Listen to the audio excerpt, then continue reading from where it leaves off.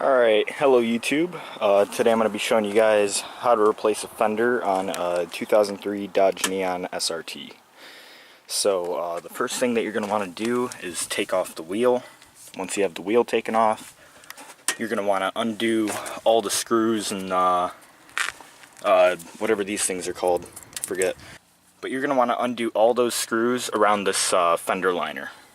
Alright, and then once you do that, up here near the front bumper, there's going to be a bolt right under the fender liner right here. It's kind of hard to see, but there you go. That's the bolt right there. And then there's going to be, I believe, 2 more bolts right up here next to the door.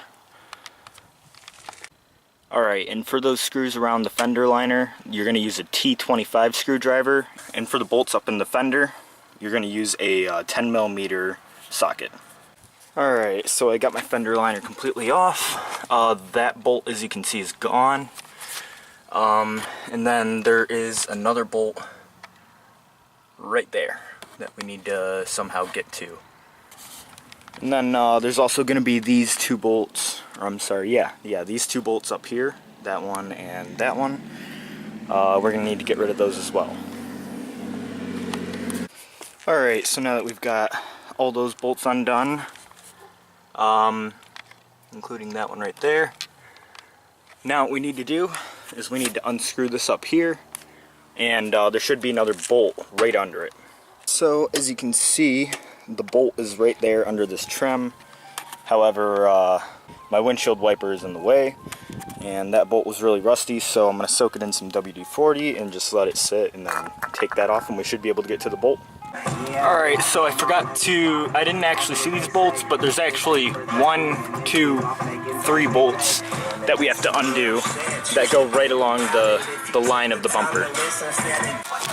Alright, so there's also another one of those plugs that go right here, and 2 bolts that go right here that you're going to need to undo. Alright, so there actually is 1 more bolt that I missed, which is right up there. So we got to get that one. It's right next to the first one that we did, right here. Alright, so now that you've got everything disconnected, you should be able to give it a good wiggle, and it should eventually, all this stuff should wiggle right out. Just pay attention to where the screws were and any of these bolts that are sticking out like that. That way you don't damage anything. Alright, so pretty much after you take off those bolts, you should be able to take the fender right off. Just make sure that you pull this back while you're doing it, if you're trying to keep your fender in good shape. Alright guys, so that's pretty much it. If you want to put the fender back on, you would just do that process in reverse. And thanks for watching. If you enjoyed the video, please drop a like, comment, and subscribe, and I will see you guys in the next one. Peace.